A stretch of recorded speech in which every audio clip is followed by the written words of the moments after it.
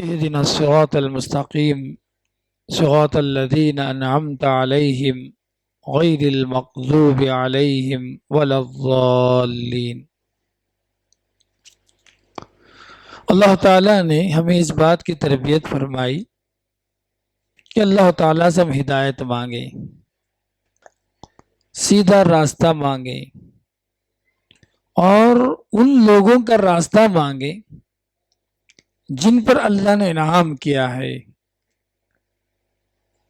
نبیوں میں سے، شہداء میں سے، صدیقین میں سے، صالحین میں سے، ان کا راستہ اپنا ہے۔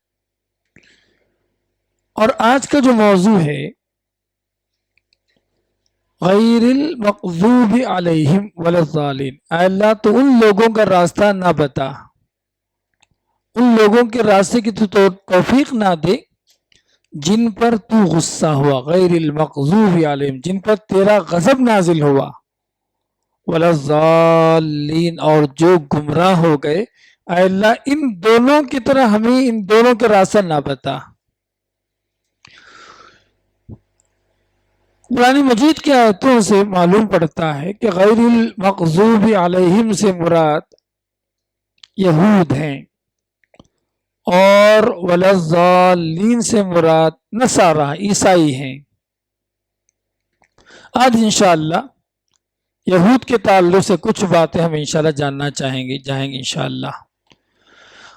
یہود یہ بنی اسرائیل کی قوم تھی، یوسف علیہ السلام کی نسل سے آنے والی، یعقوب علیہ السلام کی نسل سے آنے والی قوم کو بنی اسرائیل کہا جاتا ہے۔ اسرائیل دراصل یہ یوسف علیہ السلام کے والد یعقوب علیہ السلام کی کنیت تھی، اسی سے قوم جو ہے میرے یہاں آگے بڑھتی گئی۔ بنی جو ہے اسرائیل کے معنی کے عبداللہ کے معنی میں اس کا معنی بتایا جاتا ہے عبرانی زبان کے اندر۔ اللہ تعالیٰ نے یہود کو حکومت دی، بڑائی دی، اور بڑے بڑے انبیاء علیہ السلام کو بھیجا، بلکہ سب سے زیادہ اگر کسی قوم کے اندر انبیاء آئے دنیا کے اندر، دنیا کی تاریخ میں، وہ صرف اور صرف یہود کی قوم تھی۔ یعقوب لے لیں، یوسف لے لیں، اسحاق لے لیں، ٹھیک ہے، اس کے بعد آنے والی جو نسل ہے، ٹھیک ہے، سب کے سب یعقوب علیہ السلام کے اولاد ہی میں اللہ تعالیٰ نے انبیاء علیہ السلام کو جو بھیجا تھا۔ ہوا کیا، یہود جب اللہ تعالیٰ نے ترقی دی، ان کو بڑا بنایا، سردار بنایا، بہت ساری نعمتوں سے نوازا، ہر درم ہو گئے۔ ہوتا ایسے نا، جب پیٹ بھر جاتا ہے آدمی کا تو نافرمانی بھی اتر آتا۔ تو یہ پوری قوم، کچھ لوگ اچھے بھی، ایسی بات ہے قرآن میں اگر آپ پڑھیں گے اللہ تعالیٰ نے بعض یہود کی تعریف بھی فرمائی، ایسی بات ہے کہ سارے یہود خراب ہیں نہ، لیسوا سواء من اہل الکتاب، اہل کتاب میں سب برابر نہیں، کچھ اچھے بھی ہیں اور بہت سارے خراب ہو گئے اب تو، ٹھیک ہے نا۔ تو اللہ تعالیٰ نے ان آیات میں جو بات نصیحت فرمائی کہ یہود پر اللہ تعالیٰ نے غصہ نازل کیا، وہ مغضوب علیہ ہو گئے، اللہ تعالیٰ کے ناراضگی کے شکار ہو گئے۔ قرآن اگر پڑھیں گے آپ، اللہ تعالیٰ نے یہود کے اخلاق، یہود کے بد کرداری، یہود کے جرم، یہود کے جو تعامل لوگوں کے ساتھ، انبیاء کے ساتھ، اللہ کے ساتھ، اللہ تعالیٰ نے جن تمام کو جو قرآن میں بیان فرمایا۔ قرآن اگر آپ پڑھیں گے 10 سے زیادہ ایسی خرابیاں تھی جس پہ یہود پڑ گئے تھے، جس کی وجہ سے اللہ تعالیٰ ان پر ناراض ہو گیا، کچھ کو بندر بنا دیا، کچھ کو خنزیر بنایا، انہی کارناموں کی وجہ سے۔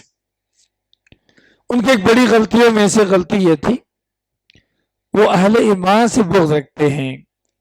اللہ تعالیٰ نے کہا لَتَجِدَنَّ أَشَدَّ النَّاسِ عَدَاوَةً لِلَّذِينَ آمَنُوا الْيَهُودَ وَالَّذِينَ أَشْرَكُوا، یہ مشرکین ہیں اور یہ یہود ہیں، سب سے زیادہ اہل ایمان سے دشمنی کرنے والے ان کو آپ پائیں گے۔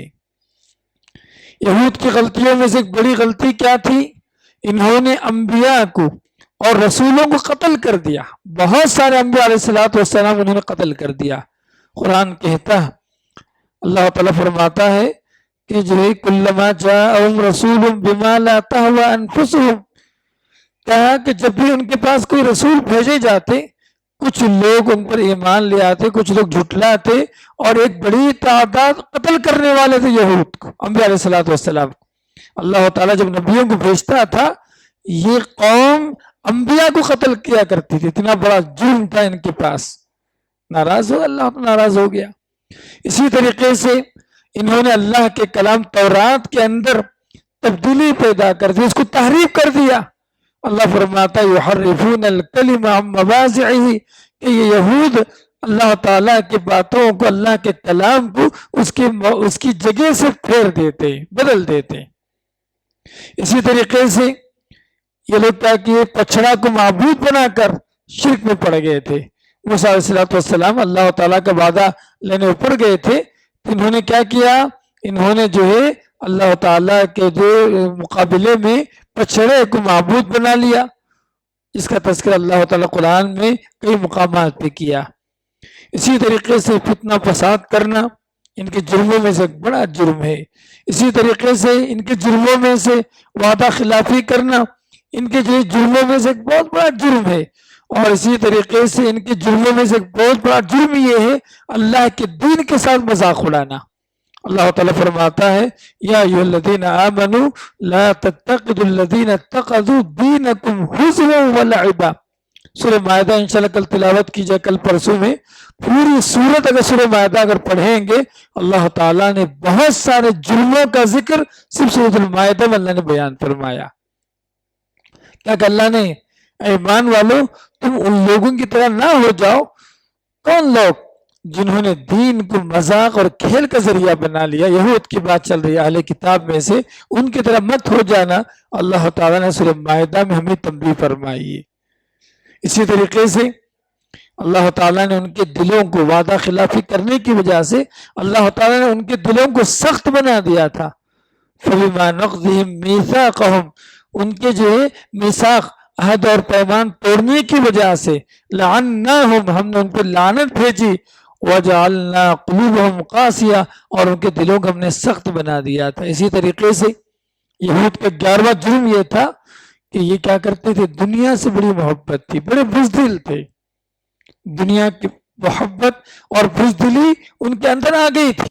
اللہ نے کہا سمجھے آپ، مجھے بہت ساری قالوا یا اللہ تعالیٰ نے سورہ مائدہ میں ایک واقعہ بیان فرمایا، عرض فلسطین کے جو ہے زمین کی فتح کا واقعہ جب پیش آیا تو موسیٰ علیہ السلام نے کہا دیکھو سامنے ارض مقدس ہے، تم چلو گھس جاؤ، ٹھیک ہے اللہ تعالیٰ تمہیں کامیابی دے گا۔ تم نے کیا کہا، قالوا یا موسیٰ انا لن ندخلها ابدا، کہا کہ ہم یہاں سے ہرگز داخل نہیں ہوں گے، ما داموا فیہا، جب تک کہ وہ لوگ وہاں رہیں گے، آپ اور تمہارا رب دونوں جاؤ، دونوں لڑو، ہم یہاں بیٹھے رہیں گے بولے۔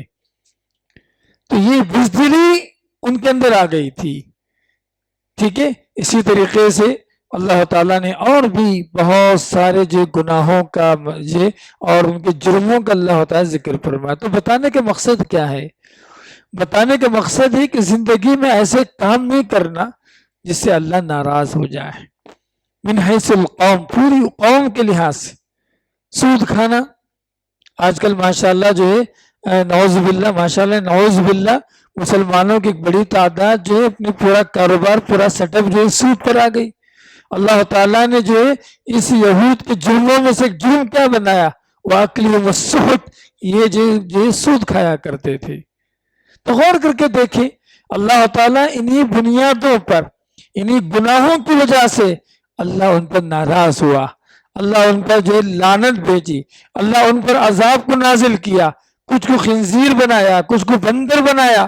یہ سارے عذابات کا جو ذکر اللہ نے قرآن میں بیان فرمائی، اس کی وجہ کیا تھی، یہ لوگ سیدھے راستے سے بھٹک گئے تھے۔ کہا جاتا ہے یہود کا سب سے بڑی خرابی کیا تھی معلوم ہے آپ کو، سب سے بڑی خرابی کیا تھی، ان کے پاس بہت نالج تھا، بہت علم تھا ان کے پاس، لیکن عمل سے کوراہ تھے، عمل نہیں کرتے تھے، لوگ ہٹ ڈرم ہو گئے تھے۔ نالج بہت تھا، عمل نہیں تھا ان کے پاس، اسی وجہ سے وہ لوگ اللہ تعالیٰ کے غصے کا شکار ہو گئے۔ تو اس میں ہمارے سبق کیا ہے، ہمارے 2 سبق ہے۔ سب سے پہلی بات، نمبر 1، قرآن میں اللہ تعالیٰ نے بہت سارے قصوں کو بیان فرمایا، کچھ اچھے قصے بھی ہیں، کچھ جو ہے ڈرانے کے لیے اللہ نے بیان فرمایا، ہم ان قصوں کو پڑھ کر اس سے عبرت حاصل کریں۔ یہ پہلی نصیحت ہے غیر المغضوب علیہم سے لے کر۔ دوسری نصیحت کیا ہے؟ اللہ تعالیٰ نے یہود پر اللہ ناراض ہوا تو یہود کے برے اعمال کو جان کر ہم وہ کام نہ کریں، یہود کے جرموں کو جان کر ہم وہ کام میں نہ پڑ جائیں۔ اگر آپ امت مسلمہ کا اگر جائزہ لیں گے، اللہ تعالیٰ نے جتنی برائیاں اور جرم یہود کے تعلق سے اللہ نے بیان فرمایا، امت کا ایک بڑا طبقہ جان کر انجانے میں یا نفسانی خواہشات کے پیچھے پڑ کر، سمجھ رہے آپ، انہی گناہوں کے پیچھے پڑی ہوئی، اللہ کی نافرمانی، جیسا کہ بتایا گیا، سود کھانا، وعدہ خلافی کرنا، میرے آپ اسی طریقے سے فتنے فساد میں لگے رہنا، یہ سارے جو گناہ اللہ نے بیان فرمائے، امت مسلمہ کا ایک بڑا طبقہ جو ہے اسی گناہ کے پیچھے پڑا ہوا۔ تو لہٰذا آج کی جو سب سے بڑی عملی نصیحت کیا ہے؟ اللہ تعالیٰ نے جن قوموں کو ہلاک کیا، جن قوموں پر اللہ نے عذاب نازل کیا، جن قوموں پر اللہ تعالیٰ ناراض ہوا، جن قوموں پر اللہ تعالیٰ غصہ ہوا، ان کی حالتوں کو جان کر، ان کی جو طور طریقے کو جان کر ہم وہ کام نہ کریں جن کی وجہ سے اللہ تعالیٰ ان پہ ناراض ہوا۔ تو یہ چند اہم باتیں تھیں یہود کے تعلق سے جو سورۃ الفاتحہ میں اللہ تعالیٰ نے اشارتاً فرمایا، اگر مانگنا ہے تو ان لوگوں کا راستہ مانگنا چاہیے جن پر اللہ نے انعام کیا، ان لوگوں کا نہیں جن پر اے اللہ تو غصہ ہوا، ان لوگوں کا راستہ نہیں جو لوگ جو ہے گمراہ ہو گئے خود سے۔ انشاءاللہ ولا الظالمین کے تعلق سے کل انشاءاللہ آخری درس ہوگا سورۃ الفاتحہ کے تعلق سے، انشاءاللہ پیر کے دن۔ تو انشاءاللہ یہ جو نصیحتیں ہیں بڑی عبرت کی باتیں، قرآن ہے نا، قرآن میں اللہ تعالیٰ بہت سارے قوموں کا ذکر فرمایا۔ قرآن تاریخ کی بھی کتاب ہے، فاعتبروا یا اولي الابصار، اے جو ہے عقل رکھنے والوں، سمجھ رکھنے والوں، عبرت پکڑو۔ عبرت پکڑیں گے عقل سمجھ میں آ جائے گی، سمجھیں گے ہماری زندگی میں تبدیلی آئے گی۔ نہ سمجھ کی طرح اگر ہم پڑے رہیں گے پھر پتہ نہیں کہ یہ کوسے جرم اور کوسی غلطیاں جو ہے ہماری زندگی کو تباہ و برباد کر دے۔ لہٰذا اللہ تعالیٰ سے دعا کرتا ہوں کہ اللہ تعالیٰ ہم تمام کو مغضوب علیہ جن پہ اللہ ناراض ہوا، اللہ تعالیٰ ہمیں ان لوگوں میں نہ بنائے، بلکہ اللہ تعالیٰ ہمیں ان لوگوں میں شمار کرے جن پر اللہ تعالیٰ نے انعام کیا ہے۔ انشاءاللہ کل کے درس میں آخری درس ہوگا سورۃ الفاتحہ کے تعلق سے، انشاءاللہ بقیہ باتیں انشاءاللہ بعد میں بتائی جائیں گی۔ اللہ سے دعا کرتا اللہ تعالیٰ ہم سب کو نیک توفیق عنایت فرمائے، قرآن کی صحیح سمجھ اللہ تعالیٰ ہم سب کی عنایت فرمائے۔ اقول قولی ھذا استغفر اللہ لی ولکم ولسائر المسلمین وآخر دعوانا الحمد للہ رب العالمین۔ جزاکم اللہ خیر۔ السلام علیکم ورحمۃ اللہ وبرکاتہ۔